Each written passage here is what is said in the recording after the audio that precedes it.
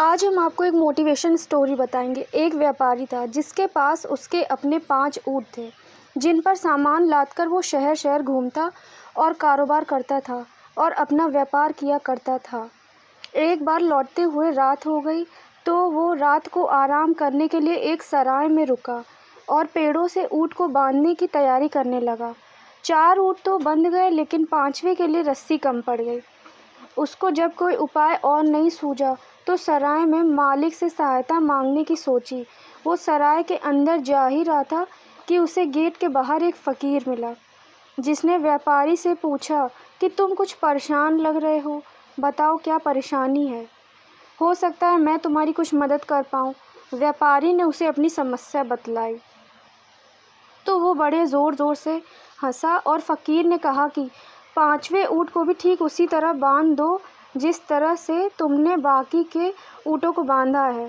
फ़कीर के कहने पर व्यापारी ने थोड़ा खींचकर और हैरान होकर कहा, लेकिन रस्सी है कहाँ? इस पर फ़कीर ने कहा, उसे तुम कल्पना की रस्सी से बांधो। व्यापारी ने ऐसा ही किया और उसने ऊँट के गले में अभिनय करते हुए काल्पनिक रस्सी का फंदा डालने जैसा व्यवहार किया और दूसरा सिरा पेड़ से बांध दिया।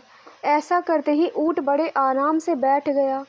व्यापारी चला गया सराय के अंदर और जाकर बड़े आराम से बेफिक्री की नींद सोया। सुबह उठा और चलने की तैयारी करी तो उसने बाकी के ऊँटों को खोला तो सारे ऊँट खड़े हो गए और चलने को तैयार हो गए, लेकिन 5वें ऊँट को हाँकने के बाद भी वो खड़ा नहीं हुआ। इस पर व्यापारी गुस्से में आकर उसे मारने लगा, लेकिन फिर भी ऊँट नहीं उठा। इतने में कल वाला फ़कीर आ गया तो उसने कहा, पागल, इस बेज़ुबान को क्यों मार रहे हो? कल तुम ये बैठ नहीं रहा था तो परेशान थे, और आज जब ये आराम से बैठा है तो भी तुमको परेशानी है। इस पर व्यापारी ने कहा, पर महाराज मुझे जाना है। फ़कीर ने कहा, इसे खोलोगे तभी उठेगा ना। इस पर व्यापारी ने कहा, मैंने कौन सा इसे बांधा था, मैंने तो केवल बांधने का नाटक भर किया था।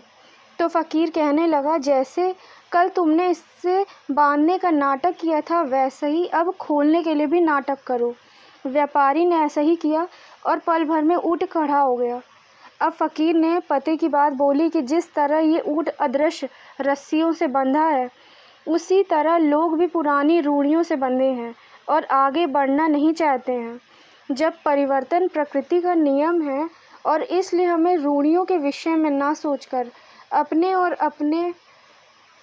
अपनों की खुशियों के बारे में सोचकर कभी कभी ज़िंदगी के कुछ ऐसे नियम जो हमने नहीं बनाए हैं और उनके होने का उतना वजूद नहीं है, उनको इतना महत्व नहीं देना चाहिए। अगर हम थोड़े लिटरल होते चीज़ों के प्रति, हम अपने साथ साथ दूसरों के लिए भी खुशियों के रास्ते खोलते। औरों के नज़रिए से देखोगे तो वही देख पाओगे जो वो आपको दिखाना चाहते हैं। आंखें खोलिए और देखिए, अपने नज़रिए से बहुत साफ साफ नज़र आ